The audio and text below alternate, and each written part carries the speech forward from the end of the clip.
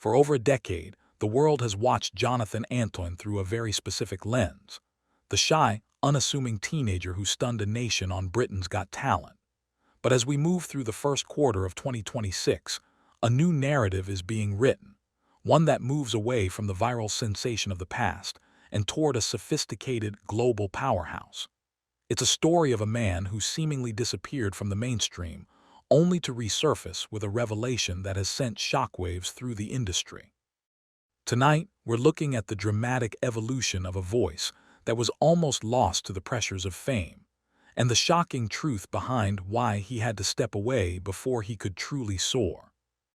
But what the cameras didn't capture back then was an internal struggle that was quietly reaching a breaking point. Our lead story begins with a revelation that many close to the artist describe as the missing piece of the puzzle. For years, critics and fans alike speculated about Jonathan's intense stage fright and his occasionally erratic public appearances. In a series of candid interviews leading into this year, Jonathan finally went on the record regarding his diagnosis with autism. This wasn't a sudden development, but rather a long-term clarity that allowed him to re-examine his entire career through a neurodivergent lens. In the high-stakes world of operatic performance, there is a rigid, almost robotic expectation for artists to conform to social norms and grueling schedules. Jonathan has been remarkably transparent about how these expectations nearly led him to walk away from the industry entirely. He's detailed how the sensory overload of massive tour and the social complexities of the celebrity machine were often unbearable.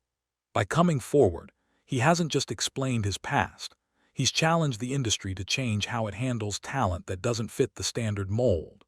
This disclosure has had a profound impact on his 2026 trajectory, as he now builds his tour and recording sessions around his specific needs, ensuring he never reaches that point of total burnout again. It's a move that many are calling a blueprint for the future of artist management, emphasizing that a performer's mental health is just as vital as their vocal range. This newfound self-awareness has directly fueled his most ambitious creative period to date, leading to a sound that many didn't think he was capable of. However, his mental health journey was only the beginning of a complete professional overhaul that has stunned his traditional fanbase. As we look at his current output, the sonic shift in 2026 is impossible to ignore. His latest work, culminating in the upcoming March release of Speaking to You, represents a definitive break from the opera-only box he was placed in as a teen. Working alongside visionary producer Leo Z, Jonathan has spent the last year in studios across London and Los Angeles, crafting a sound that bridges the gap between classical grandiosity and contemporary intimacy. His January 2026 single, A Cover of All of Me, served as a proof of concept for this new direction. It stripped away the formal attire and the rigid posture of a traditional tenor, replacing it with a raw, soulful delivery that feels like a private conversation with the listener. This classical crossover era isn't just about changing genres, it's about commercial viability in a streaming-dominated world.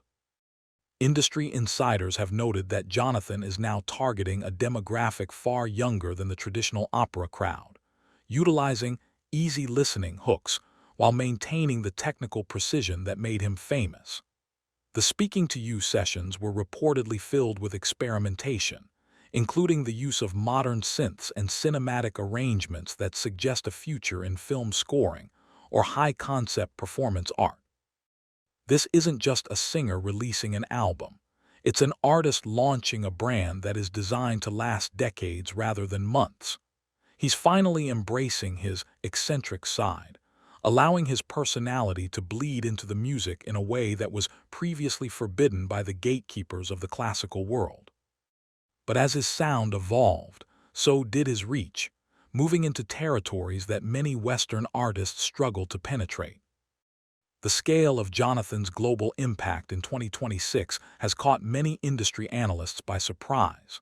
While he remains a beloved figure in the UK, his most significant growth has occurred in markets like Egypt and Vietnam. Recent reports from his performance in Egypt, where he shared the stage with legendary composer Omar Khayyam, suggests that Jonathan is being embraced as a bridge builder between Eastern and Western musical traditions. This international appeal is fueled by a fanbase known as the Phantoms, a group that has evolved from a small cult following into a sophisticated global network. These supporters don't just buy albums, they drive digital engagement that rivals some of the biggest pop stars on the planet. In 2026, we're seeing the results of years of quiet work, building relationships with international promoters and performing in venues that offer more than just a paycheck. His reception in Hanoi recently was described by local media as unprecedented for a classical artist, proving that the emotional resonance of his voice transcends language barriers. This global footprint is a strategic move that provides him with a level of career security that few of his peers enjoy. By diversifying his audience, he's made himself immune to the shifting trends of the British pop charts. He's no longer competing with the latest reality TV winner. He's competing with the legends of the stage on a global scale, and by all accounts, he's winning.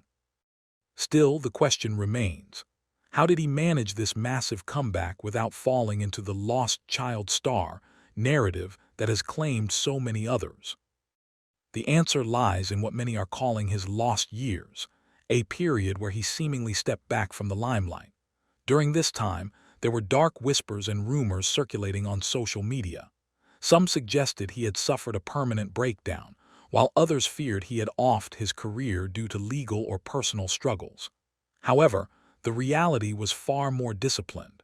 Jonathan spent those years in a state of deliberate, active rest.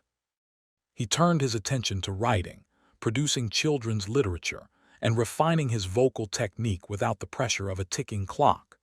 This period of calculated silence allowed him to bypass the typical burnout phase that most young stars hit in their early 20s. By refusing to release subpar material or stay in the news for the sake of a headline, he maintained a level of prestige that is now paying off. His 2026 tour schedule is a testament to this, as he's opting for high-quality, event-style concerts in places like Antwerp rather than grueling 50-city slogs. This approach has allowed him to maintain his vocal health and his mental clarity, proving that a long-term career is a marathon, not a sprint. He has effectively rewritten the rules for talent show winners, showing that you don't have to be a flash in the pan if you're willing to put in the work behind the scenes. As we conclude this report, it's clear that Jonathan Antoine is no longer the shy boy from 2012. He is a man who has reclaimed his narrative, used his diagnosis as a strength, and built a global empire on his own terms.